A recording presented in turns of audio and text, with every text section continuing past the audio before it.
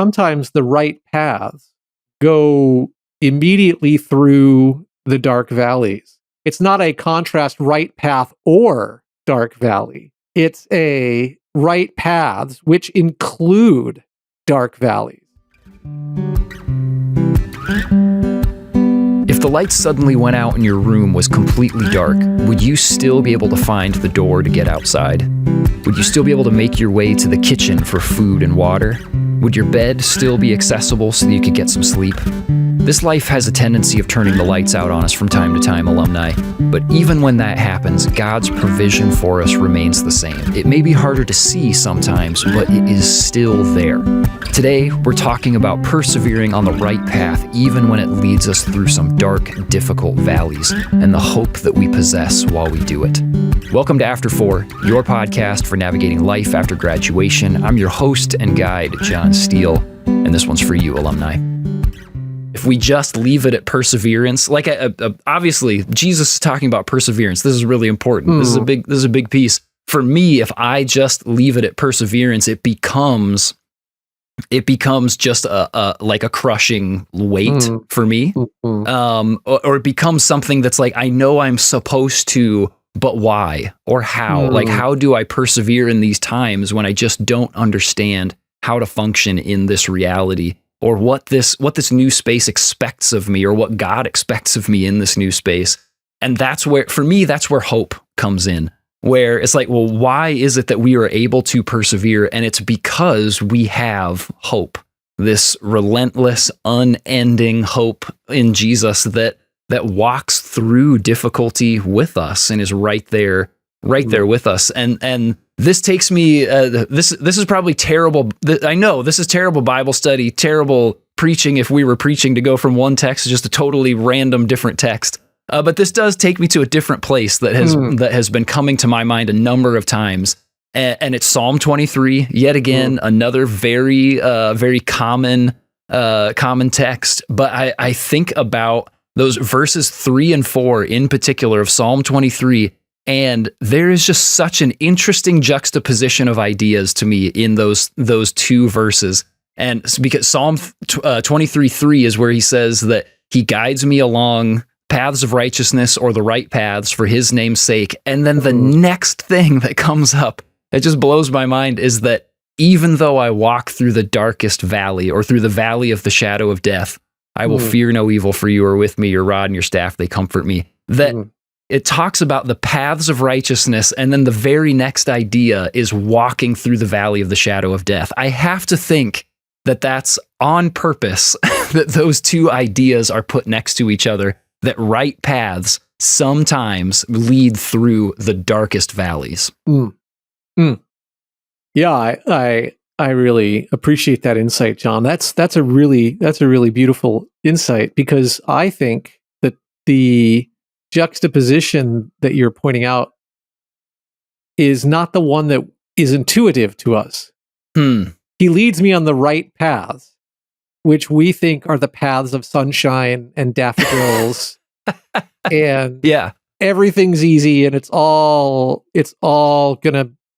you're gonna get all the things you want in the time you want, and everything's gonna be great. Those are the paths of righteousness, and yet sometimes the right paths go immediately through the dark valleys. And so, it's not a contrast right path or dark valley. It's a right paths which include dark valleys.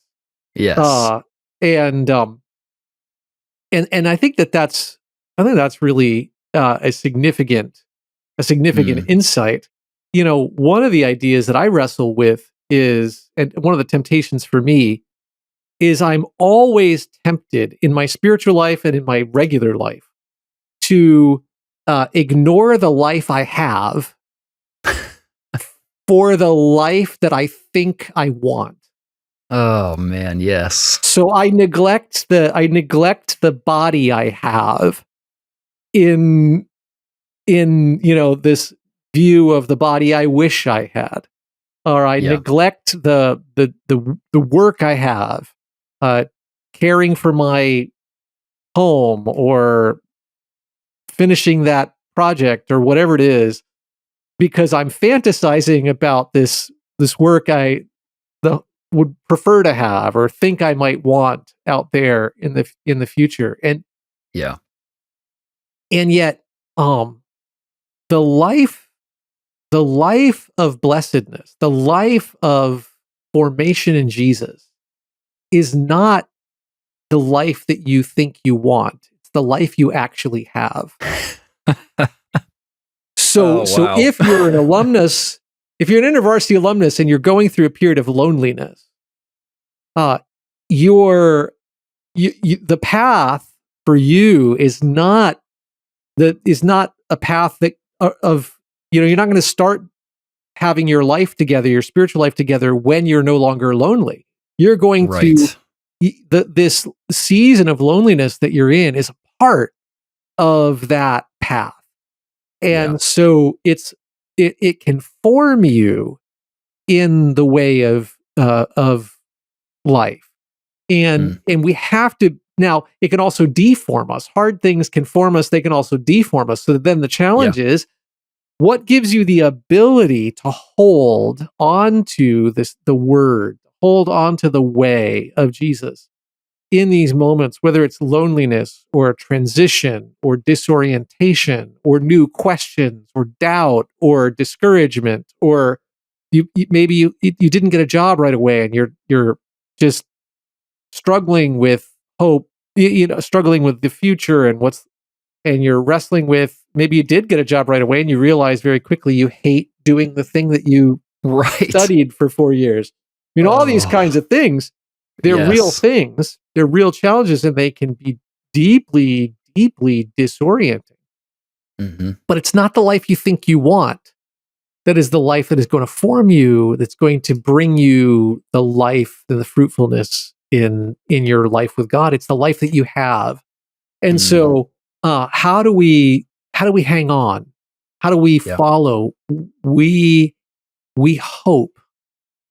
We have hope. We cultivate that sense of, even though I don't see it right now, even though I don't feel it right now, God is doing a work in me, preparing me, strengthening me for the life God has called me to. So, I mean, your listeners may know this. I wrote a book on loneliness. And I went through periods. I've gone through periods in my life of profound loneliness. And when you're in the midst of those seasons of loneliness and disorientation, you just feel like this is going to last forever. And it feels so painful and disorienting, and you wonder if God is there or God cares, and all these questions. And yet, it was faithfulness in what I learned in those moments of loneliness that has allowed me to live into and press into moments of relational blessing.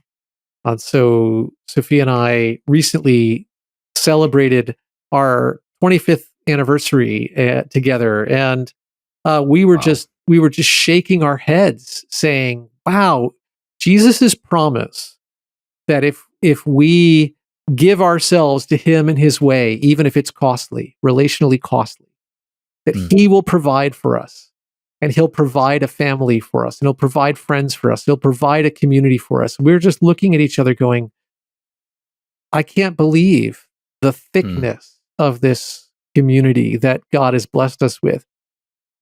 But it didn't always feel that way. Right. It didn't always look like that was going to be true. And so the hope is that Jesus is faithful, that the good shepherd, to go back to Psalm 23, the good shepherd knows how to take care of us, even when we're in the dark valley. But He doesn't lead us to the dark valley to abandon us in the dark valley. He leads us in the dark valley, through the dark valley, to get to what is on the other side. And so one question for us, if we're in a hard time, is how do we cultivate hope? One spiritual discipline that I did for a while was going through a really difficult period. There was some health stuff in my family, and I was just kind of overwhelmed by the emotions of it. And there was a spiritual discipline I did for a year, which was just simply to name my feelings. I am feeling sad. I am feeling afraid. I am feeling angry. I am feeling bitterness. I am feeling resentment. I am feeling whatever the feelings was. And then to pause and to say, and my feelings don't get to determine reality. Yeah. Wow. What is my reality according to Jesus, right? And that was a spiritual discipline for me, because the temptation for me was, I'm feeling resentful, therefore my life is terrible.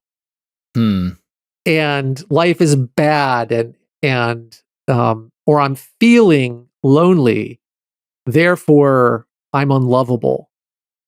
Or I'm feeling frustrated, and therefore there's something wrong with me, or somebody's treating me unfairly. But wait a minute, no, not necessarily. My feelings are telling me that there's something important going on in me. Yes. There's something that I value that feels threatened. There's something that I value that feels frustrated or incomplete at the moment. That's really useful information. But the reality is, even at my loneliest, I was still profoundly loved. Even in my most frustrated, I was still profoundly able to make a difference in my life and the lives of other people. And so that discipline of naming the feelings, but not allowing the feelings to dictate reality to me was a really meaningful spiritual discipline. It's interesting that you put it that way, because as you're saying that, I can't help but wonder, is that actually what the psalmist is doing in Psalm 23? Like, does the psalmist find themselves in the dark valley right in this moment, but they have been recalling up to that point God's provision for them? Like, what I see, maybe I can't see anything because this is the darkest valley. So if I were to let that define my reality, there is nothing here. There is nothing good in my life. But I remember before I got here that I lacked nothing because of the shepherd, because he provided green pastures, he provided quiet waters, he refreshed my soul. And as he looks out for his own perfect, good, and upright name, he takes me in the right direction. Okay, now if all of that is true, then that means that if I pause for a second in the midst of this dark valley, maybe I can still hear that little bit of a babbling brook. That I can still remember how far I was from that stream that I was following just a while ago before I came into this dark valley. Or if I feel under my feet that, like, oh, there are still tufts of grass here for me to stay strong and healthy and to be able to keep going and to persist. And then not only does he do that, but the psalmist looks ahead and talks about the things that he trusts will happen. And I can't help but wonder if that practice that you're talking about right there is sort of taking stock of, this is how I feel. I feel like I'm in the darkest valley and that there's nothing good around me.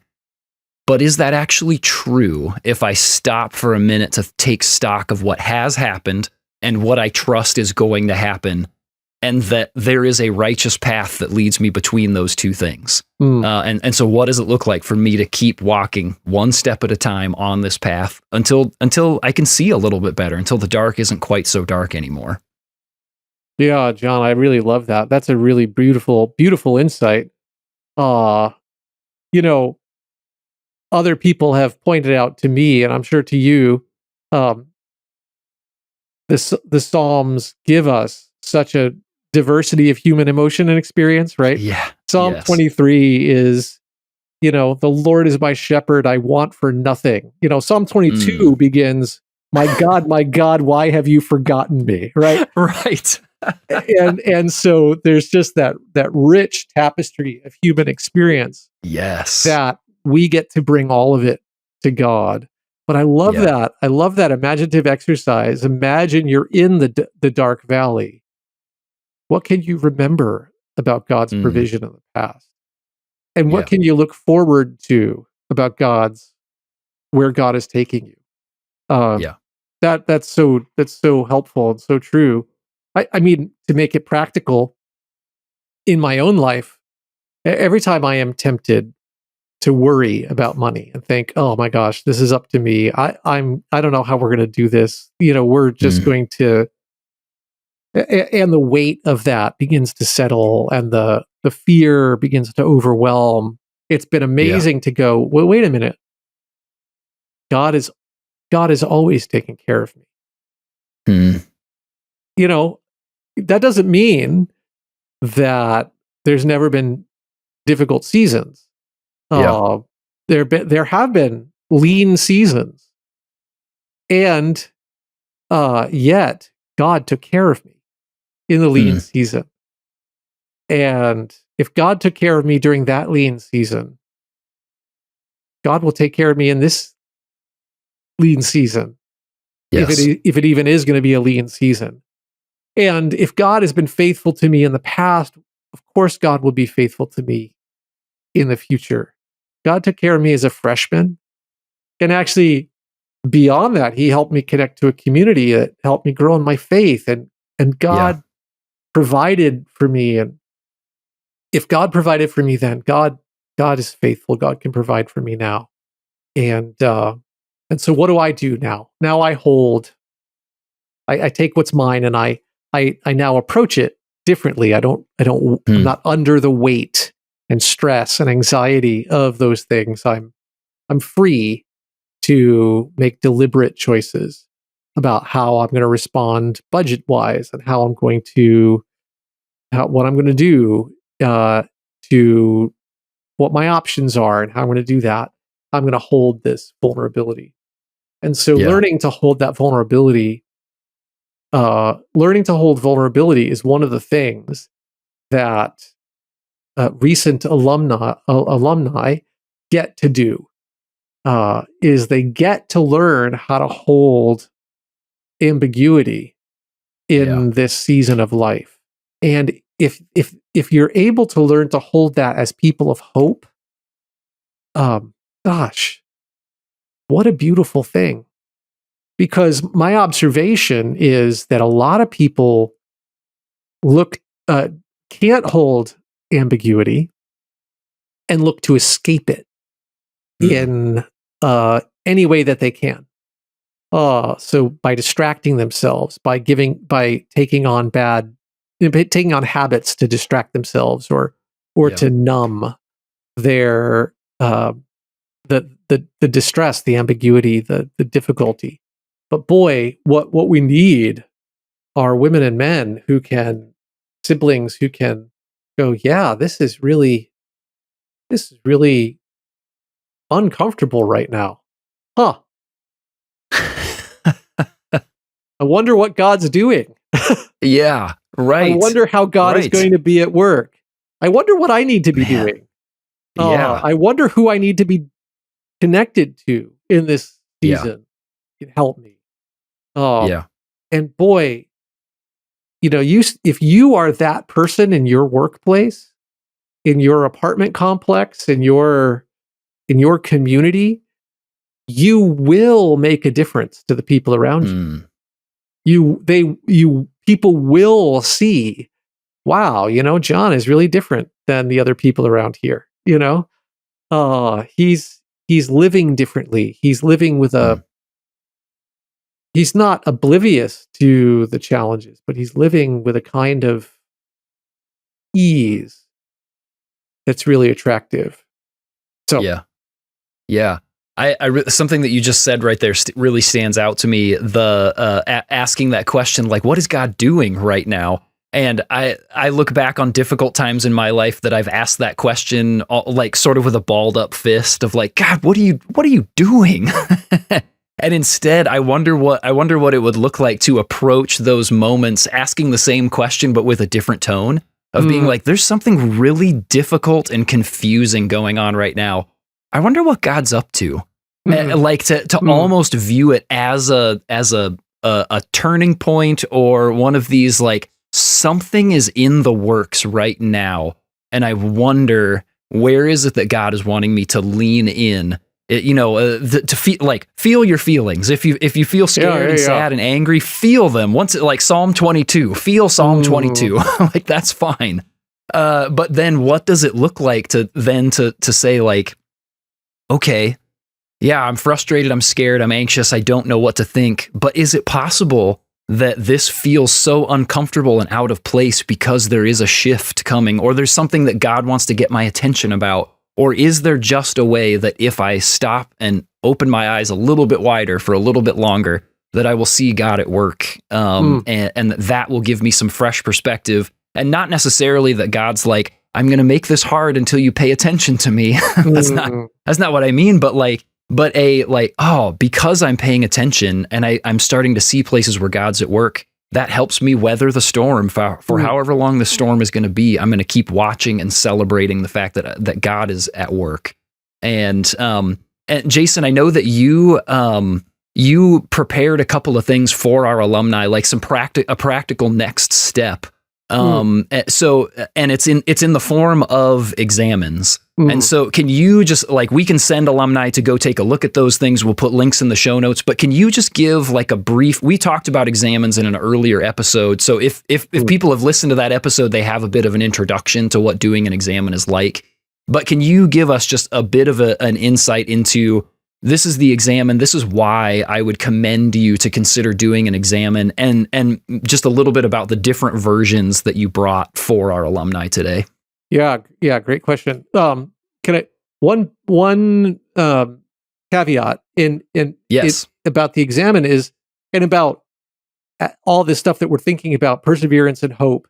The temptation can always be to think all or nothing, right? I've got to be a person of hope 100% of the time, yeah, or else I'm not doing it at all.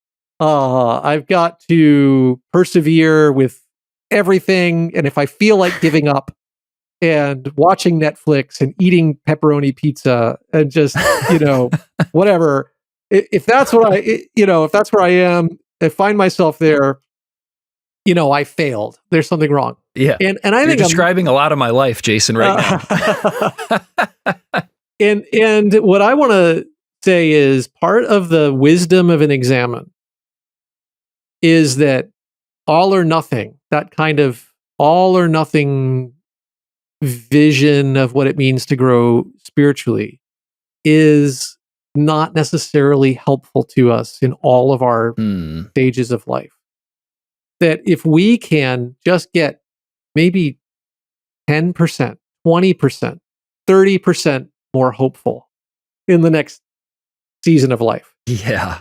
Yes. Like, if we can cultivate a little more awareness of how we're feeling and whether or not our feelings are telling us the truth or are distorting the truth, and what it might be like to be free to respond to God in truth. Like, if we get a little bit more, then over time, that's the thing that really transforms us. It's not those times when I just feel like everything is 100. It's all in or hot or cold. It's that, let's get a little bit better. Get a little bit better. Let's get a little bit more perspective. And so what examens do is they're a time of noticing our life with God in a way that helps us get a little bit better at participating with God tomorrow, right? Yeah. So the whole point of an examen is that they are meant to be short reflections that happen at the end of our day, that they encourage us to review what's happening, what has happened in the presence of the Lord without judgment, without beating ourselves up, to bring resolution to those things, and to let them go, and then to begin to think about, okay, given this new perspective where I am, what's one small way I can participate a little bit more freely, a little bit more fully with what God is doing.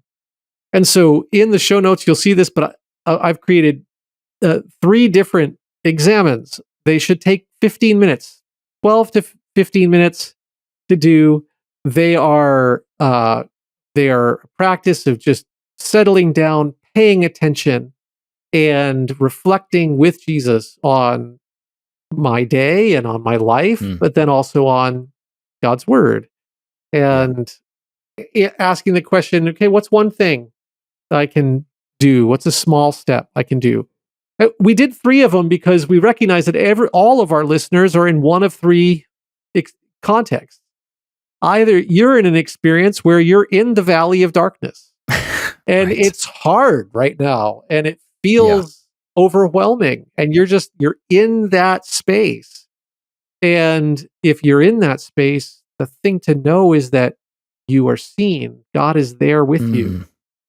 God's with you in that space. And you've got other people who've gone through that space ahead of you. You're not alone. And you are loved and you're seen and you're valued. And so there's a particular examine just for you. And then there's folks who maybe you have been in a space like that, but you actually are beginning to see some light. You are climbing out of it. I wonder if people who are really in the darkest pit will even listen to a podcast like this, and so maybe you don't relate to the being in the pit because you sort of feel like, okay, I know what that was like.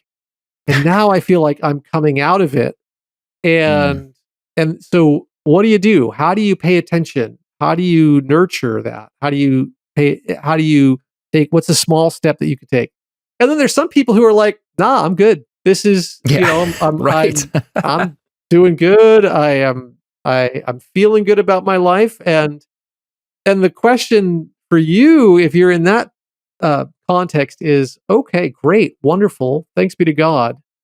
How do you be prepared for this season of blessing to end? Yeah. Because it will.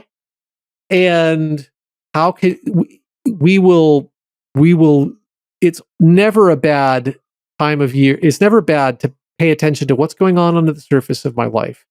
How are my roots going deep into God's word? How am I holding things so that when the dark times come, the difficult times come, the times of transition comes, I will be able to persevere in hope because I'm cultivating that now.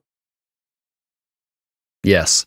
I'm really grateful for those, and I'm also really grateful for the encouragement that these are small steps in a direction. That the win here is taking a step forward. It's not getting it 100% on try number 1. It's not getting 100% on try 1,000. It's like this is the win is dedicating myself to a process over time. And I think also, for me at least, one of the things that I struggle with is saying, once I get this right, I will get to the presence of God. I will get to the place where God is waiting for me, instead of saying, God is on this journey with me.